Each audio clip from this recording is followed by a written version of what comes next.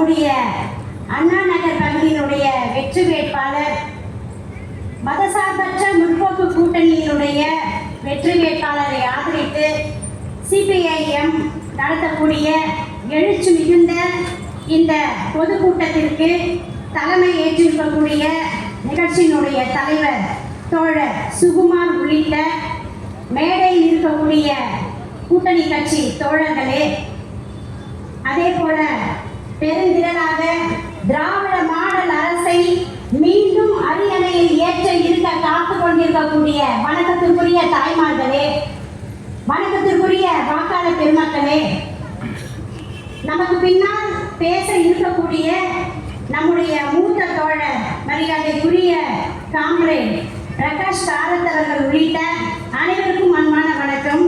இங்கே தலைமை உரை பேசும் பொழுது தோழர் சுகுமார் சொன்னார் என்னன்னா, நான் வாரிசு படத்தை 6 முறை பார்த்தேன்னு சொன்னார். உண்மையிலேயே உங்களுக்கு ரொம்ப பொறுமை தான் தோழர். இந்த படத்தையே நீங்க 6 முறை பார்த்துருக்கீங்க பார்த்தீங்களா? உங்களுக்கு என்னுடைய வணக்கத்தை சொல்றேன். இந்த தேர்தல் என்பது மற்ற தேர்தலை போல அல்ல. இது தமிழ்நாட்டிற்கும் டெல்லிக்கும் நடக்கக்கூடிய தேர்தல் என்று நம்முடைய மாண்புமிகு முத்துவேல் கருணாநிதி ஸ்டாலின் என்னும் சுயமரியாதை உள்ள முதலமைச்சர் சொன்னார். ஆம் நண்பர்களே, இது டெல்லிக்கும் தமிழ்நாட்டிற்கும் நடக்கக்கூடிய தேர்தல் தான். இதில் நேற்றைக்கே டெல்லி தோற்றுவிட்டது, தமிழ்நாடு மிகப்பெரிய வெற்றியை பெற்றுவிட்டது என்பதை இங்கே நான் உங்களிடத்தில் சொல்ல கடமைப்பட்டிருக்கின்றேன். நம்முடைய பிரதமருக்கு பாருங்க, டீலிமிட்டேஷன் நம்ம எல்லாருக்கும் தெரியும். தேர்தல் தொகுதி மறு சீரமைப்பு மசோதா கொண்டு வந்தார்.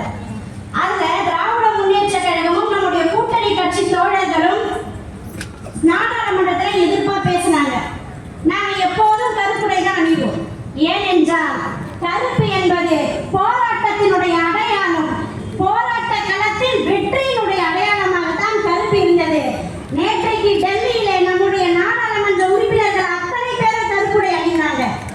அப்பொழுது அவர் பிரதமர் சொல்றார், பெண்களுக்கு வழங்க வேண்டிய அதிகாரத்தை எதிர்கட்சிகள் தடுக்கிறாங்க.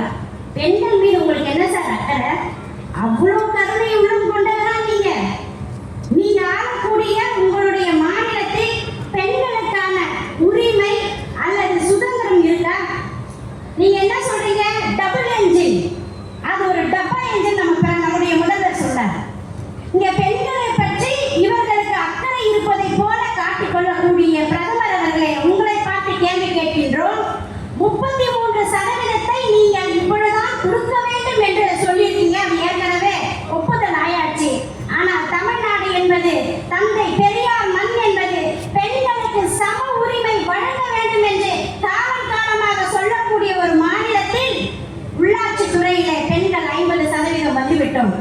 இனி வரக்கூடிய காலங்களில் கொஞ்சம் கொஞ்சமாக வருவோம். இதை நான் குறிப்பிட்டு சொல்றது என்னன்னா, மகளிருக்கான இடஒதுக்கீட்டில் பிற்படுத்தப்பட்ட சமுதாயத்தை சேர்ந்த பெண்களுக்கு இடஒதுக்கீடு இல்லை என்று அந்த மசோதா அங்கே தாக்கல் செய்யப்பட்டிருக்கிறது.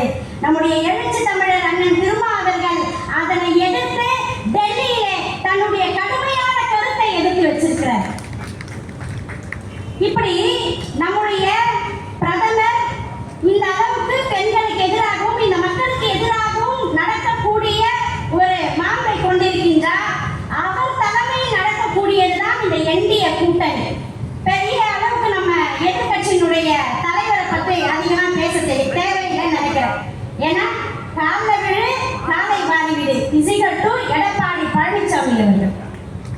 நமக்கு A team, B team, C டீம்லாம் பத்தி பேசவே தேவையில்ல. மெயின் டீம் பிஜேபி போட்டு கொள்ளப்படும் தான் நம்முடைய வேலை. விசில் அடிச்சு அடிச்சு தயார் ஆகட்டும்.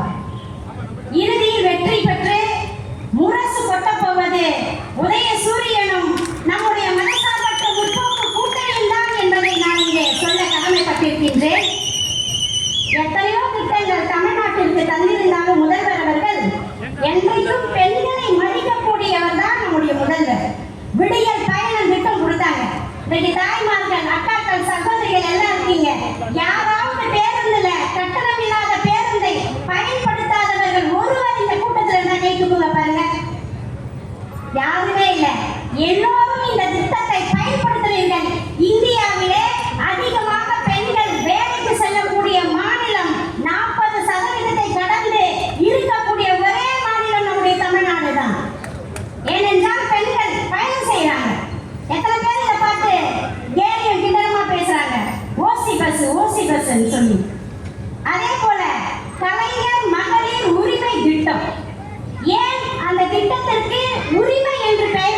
வருகிறது.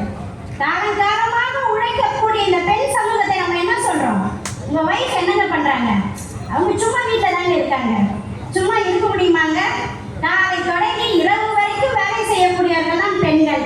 அந்த பெண்களுடைய உழைப்பை மதித்து அங்கீகாரம் செய்ய வேண்டும், அவர்களுக்காக நீதி வழங்க வேண்டும் என்று பெண்களுக்கான பல திட்டங்களை கொடுத்த முத்தமிழர்கள் டாக்டர் கலைஞருடைய பெயரிலே மகளிர் உரிமை திட்டம் என்று நம்முடைய முதல்வர் தந்தார். அதையுமே சொன்னான், வேண்டாம் வேண்டாம், வேண்டவே வேண்டாம், 1000 ரூபாய் வேண்டாம்னு சொல்லிட்டு நம்ம தான் தேர்தல் அறிக்கை வெளியிட்டு சூப்பர் ஸ்டார் யாருன்னு கேட்டா சின்ன குழந்தையும் சொல்லணும் நம்ம பாடல். அதே போல சூப்பர் ஹீரோ தேர்தல் அறிக்கை எது என்று சொன்னால் திராவிட மாடல் தேர்தல் அறிக்கை என்பதை இன்றைக்கு நாடு சொல்லிக் கொண்டிருக்கிறது.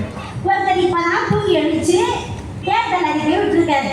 நம்ம தேர்தல் அறிக்கையை சொல்லி நாடு முழுவதும் பரப்பி மக்கள்லாம் 8000 ரூபாய் கூப்பன் வாங்க பெண்கள் தயாராகி விட்டாங்க. ஏதாவது ஒருத்தர் எழுச்சி வந்து சொல்றாரு, நாங்கள் வந்தால் 2500 ரூபாய் தரும். சரிங்க சார், நீங்க போய் தூங்குங்க.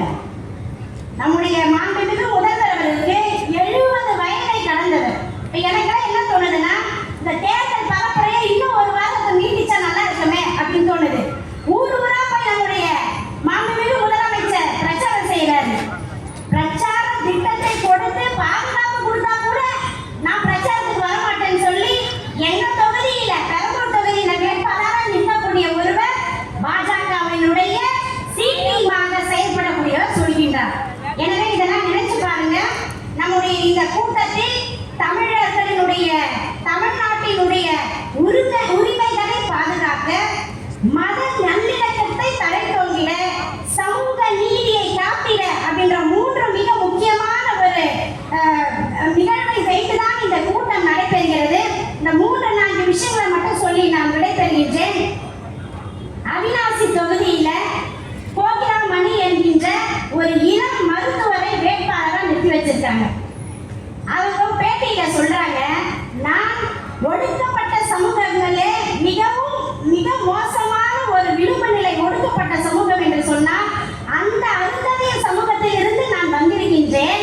இன்றைக்கு நான் மருத்துவராக இருக்கிறேன் என்று சொன்னால் முத்தமிழறிஞர் கலைஞர் கொடுத்த 3% இடஒதுக்கீட்டின் மூலமாக நான் மருத்துவராக இங்கே உங்கள் முன்னால் இருக்கிறேன் என்று சொல்கின்றாரே, இந்த சமூக நீதி அரசு உங்களுக்கு வேண்டுமா? நம்முடைய பிற்படுத்தப்பட்ட மக்களுக்கு இடஒதுக்கீடை மறுக்கும் பாஜகவின் அரசு வேணுமா அல்லது பாஜகவினுடைய அடிமை அரசு வேணுமா என்பதை சிந்தித்து பாருங்க. அதே போல தமிழ்நாட்டினுடைய உரிமைகள், எத்தனையோ உரிமைகளை நம்ம ஒன்னொன்னா பறி கொடுத்துட்டு இருக்கோம். ஆனால் அந்த உரிமைகளை எல்லாம் மீட்டெடுக்க வேண்டும் என்று சொன்னால் மீண்டும் நமது திராவிட மாடல் அரசு தான் அமைய வேண்டும். மத நல்லிணக்கம் என்று சொன்னால் நம்முடைய நாட்டில் இங்க இஸ்லாமிய சகோதரர்கள் இருப்பீங்க. எப்ப ரம்ஜான் வந்தாலும் என்ன பாய் வீட்டுக்கு பிரியாணி வந்து சேரலாம் நம்ம கேட்டா இதோ வந்து அனுப்பிய பாசத்தோடு அனுப்பக்கூடியவர்கள் தான் இஸ்லாமிய சகோதரர். அதே போல கிறிஸ்துவ நண்பர்கள் கேட்கும் வரல பிரியாணியே வரலன்னா கொடுப்பாங்க. ஏன்னா இந்த பொண்ணு சாப்பாடை பத்தியே பேசுன்னு நினைக்காதீங்க, நமக்கு சோறு முக்கியம், அதை விட மத நல்லிணக்கம் முக்கியம். இப்படி கேட்கக்கூடிய சூழல் தமிழ்நாட்டில் மட்டும்தான் இருக்கு. உத்தரப்பிரதேசத்தை சேர்ந்த ஒரு மருத்துவர் அங்கே அவர் குழந்தைகளுக்காக மருத்துவம் பார்க்கின்ற பொழுது ஆக்சிஜன் பற்றாக்குறை ஏற்பட்டு விட்டது. அதனால என்ன பண்றாரு, தன்னுடைய சொந்த காசை செலவு பண்ணி அவர் அங்கே ஆக்சிஜனை ஏற்பாடு செய்திருக்கின்றார். அதற்கு அந்த அரசு கொடுத்த பரிசு என்ன தெரியுமா? நீ இவ்வளவு பேரை குற்றம் பண்ணிட்ட, அதனால உன்னை டிரான்ஸ்பர் பண்றேன்னு சொல்லி தமிழ்நாட்டுக்கு தூக்கி போட்டாங்க. அவர் இங்கே தமிழ்நாட்டுக்கு வந்த பிறகு தமிழ்நாட்டினுடைய சூழலை புரிந்து கொண்டு அவர் ஒரு புத்தகம் எழுதுகின்றார். அந்த புத்தகத்துல 2 கருத்தை சொல்றார். என்னன்னா, இங்கே தமிழ்நாட்டில் இவ்வளவு பெரிய மருத்துவ வசதிகளான்றதை நினைச்சு கூட என்னால பார்க்க முடியலன்னு சொல்றாரு. ஆனா நம்ம பிரதமர் மதுரைக்கு எய்ம்ஸ் இதோ வருகிறது வருகிறது வருகிறது வந்து கொண்டே இருக்கிறது, இன்னும் ஓராண்டுகளில் வரும் சொல்லி எய்ம்ஸ் வந்துகிட்டே. ஆனா நம்முடைய தமிழ்நாட்டினுடைய மருத்துவ சேவை இந்த அளவுக்கு இருக்கிறது என்பதை பெருமையாக சொல்லிவிட்டு அவர் இன்னொரு செய்தியை சொல்கின்றார். என்னவென்றால், தமிழ்நாட்டு மக்கள் என்னை மருத்துவராக பார்க்கின்றார், யாருமே என்னை இஸ்லாமியராக பார்த்து வெறுத்து ஒதுக்கவில்லை என்று தன்னுடைய புத்தகத்தில் குறிப்பிட்டு சொல்கின்றார். இப்படி அமைதியாக வாழக்கூடிய இந்த சமூகத்தை கெடுக்க நினைக்க காட்டக்கூடிய மாநிலமாக நம்முடைய தமிழ்நாடு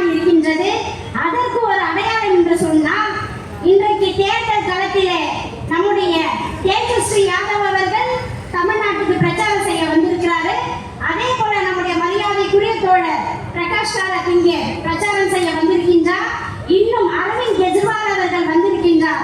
எனவே இது தமிழ்நாட்டுக்கான தேர்தல் அல்ல, இந்திய சமூக நீதிக்காகவும் மதச்சார்பின்மைக்கும் மனித நேயத்திற்கும் நடக்கக்கூடிய தேர்தல் என்பதை சிந்தித்து பாருங்கள். இன்னைக்கு பல பேர் வந்து தளபதி தளபதி தளபதின்னு சொல்றாங்க. தமிழ்நாட்டிற்கு ஒரே தளபதி தான், அது முத்துவேல் கருணாநிதி ஸ்டாலின் என்னும் நம்முடைய முதல்வர். இந்த தளபதி என்கின்ற பெயர் போகும்போது அப்படியே கொடுத்துட்டு போன பேர் இல்லை. தந்தை பெரியார் மிக கஷ்டப்பட்டு இந்த தமிழ் சமூகத்தை மானத்தோடும் அறிவோடும் வாழ வைக்க வேண்டும் என்று ஊர் ஊராக பிரச்சாரம் செய்யும் பொழுது அந்த பிரச்சாரத்தில் தந்தை பெரியாரின் தளபதியாக இருந்த ஒருவர் தான். ஈட்டி எட்டியவரை பாயும் பணம் பாதாளம் வரை பாயும் என் தலைவன் தந்தை பெரியாரின் கொள்கைகள் அண்ட சராசரி வரை பாயும் என்று சொன்ன அஞ்சானந்தன் பட்டுக்கோட்டை அழகிரி சாமி அவர்களை தளபதி என்று சொன்னார். அதன் பிறகு பேரறிஞர் அண்ணா, திராவிடர் கழக தலைவர் மரியாதைக்குரிய ஆசிரியர் அவர்களை தளபதி என்று சொன்னார்கள். அந்த வரிசையில் தான் நம்முடைய மாண்புமிகு முதல்வர் அவர்களை தளபதி என்று அழைக்கின்றோம். நூற்றாண்டு வரலாறு அந்த பேருக்கு இருக்கிறது என்பதை சொல்லி நாம் மறந்துவிடக் கூடாது. நம்முடைய அண்ணன் வெற்றி வேட்பாளர் சிற்றரசு அவர்கள் MA MPhil படித்தவர், பண்பானவர், ஏற்கனவே மாமன்ற உறுப்பினராக இருந்து இந்த மக்களிடத்தில் பணி செய்யக்கூடியவர். அவருடைய வெற்றி என்பது உறுதியான ஒரு வெற்றி. நான் இந்த இடத்திலே அவருக்கு வெற்றி பெற செய்ய வாக்களியுங்கள் என்று கேட்க மாட்டேன். சென்னையிலே அதிகமான வாக்குகள் வித்தியாசத்தில் அவரை வெற்றி பெற செய்யுங்கள் என்கின்ற என்னுடைய அன்பு வேண்டுகோளை இங்கே வைத்து வர இருக்கக்கூடிய தோழர் அவர்களை வணங்கி அவருக்கு மரியாதை செலுத்தி, மறந்து விடாதீர்கள், நம்முடைய ஏப்ரல் 23/4/2026 அன்று அண்ணன் சிற்றரசு அவர்களுடைய வரிசை எண் என்னன்னு தெரியலையே. நீ சொல்லுமா, பேசுமா. சரி, 3வது வரிசையை மறந்துடாதீங்க, நினைவில் வச்சுக்கோங்க. நீங்கள் வாக்களிக்க